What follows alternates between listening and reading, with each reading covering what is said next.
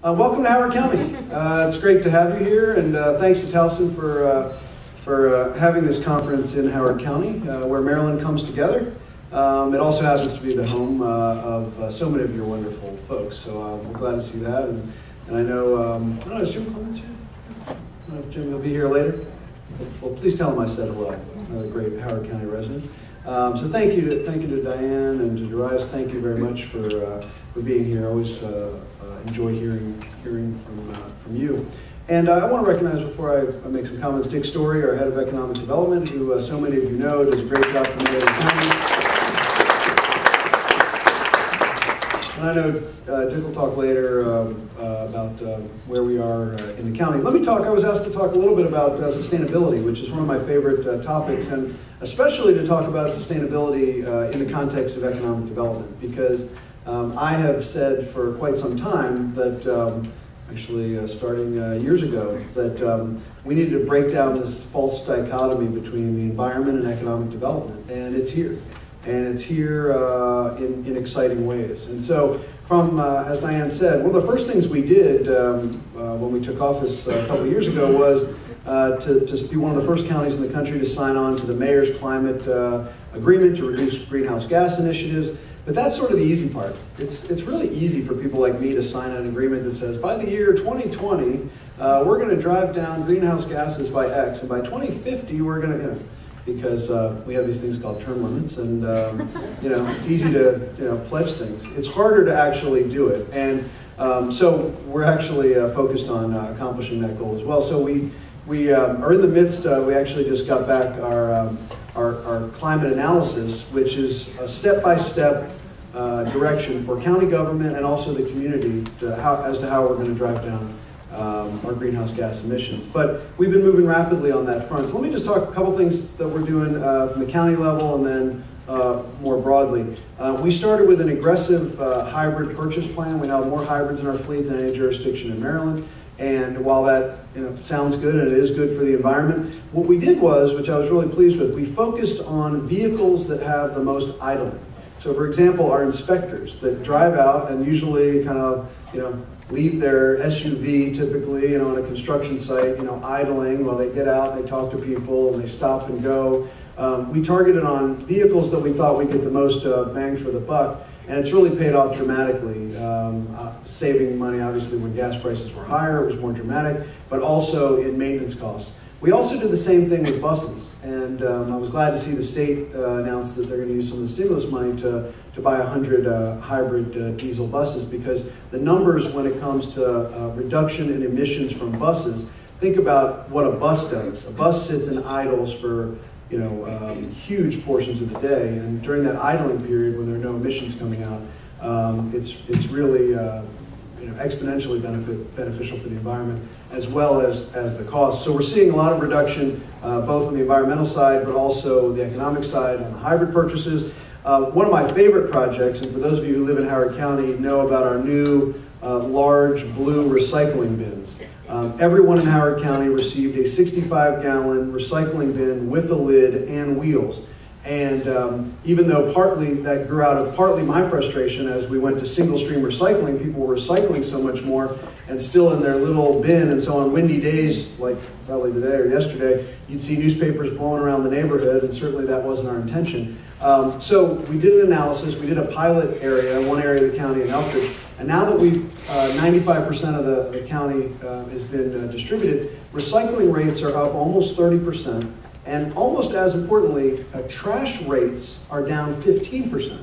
So the amount of trash that, and keep in mind, I was going to say we generate revenue from recycling, but with the world economy collapsing, we're really not generating much. We were getting $74 a ton a few months ago, and now we're getting zero. But we do believe that'll come back. But on the trash side, in Howard County, we still have low fixed rates. We're paying $35 a ton. Other jurisdictions are paying $70, $78 a ton for the hauling costs of trash. So for every percentage that we can reduce in trash hauling, it's saving our budget. This year's expected to be about $700,000 in saving just on the trash side, and the purchase of these bins were about $2.8 million. So just on the trash side, we'll recoup that cost in just a few years.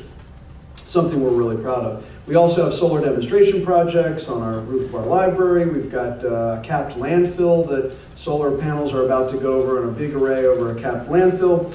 And many other projects, methane, all of our traffic lights are LED, again, saving us the energy, the use of energy, but also the cost of them. Interestingly enough, the LED is so important. I'm glad the state's finally getting into it, because LED also allows you to have battery backup more easily. And so when there's a storm, and a big storm, and we've got to deploy our police officers to go work intersections, when you have LED and battery backup, it mitigates that need for police officers. And the worst thing we want is in a storm, there are public safety needs. We don't want our officers to be at intersections. Not only is it dangerous, but they got better things to do. In the community, we did do two major things that I'm proud of. We have a residential solar and geothermal tax credit that last year we had almost 50 people take advantage of. And this year already the applications are such that we know that we're going to far surpass that, as the interest in residential solar has really expanded. And secondly, in green buildings. We passed a law 2 years ago, almost 2 years ago, that required all private sector buildings, 50,000 square feet or larger, to be LEED certified at the basic level. That was the stick. The carrot is that you get a 25% tax credit for going to silver, you get a 50% tax credit going to gold, and a 75% tax credit going to platinum. Those are for 5 years, and then you can extend out another 3 years for LEED for existing buildings. And we're seeing a tremendous number of buildings coming in as LEED. A couple other things real quick. As chair of the BMC, the Baltimore Metropolitan Council, last year we created the Baltimore region's first regional sustainability committee.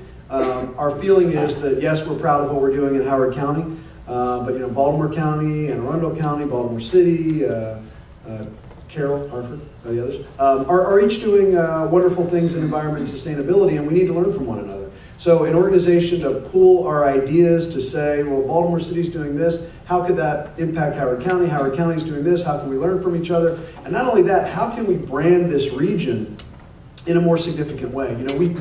We buy our energy. Those 6 governments, and most of our school systems, community colleges, et cetera, buy our energy together through a pooling consortium, and we want to be out there buying clean energy and clean locally generated energy, and we want to brand the Baltimore region at the forefront of sustainability. And so lastly, an item that I'm frankly, especially in this audience, incredibly proud of is next month we'll have our first meeting of our Green Business Council. The Howard County Green Business Council, the first Green Business Council in the region, has started, and we are seeing tremendous success in economic development in the Business Council. We have a company called eStructures that just took an almost 100 group, just moved from a 23,000 square foot facility to 95,000 square foot facility in Elkridge. They are the region's, might be the country's leading recycler of electronics. So when you go to Best Buy and you bring back an old VCR or an old TV and drop it off at Best Buy, it goes right to eStructures, and they dismantle it and recycle all of the parts.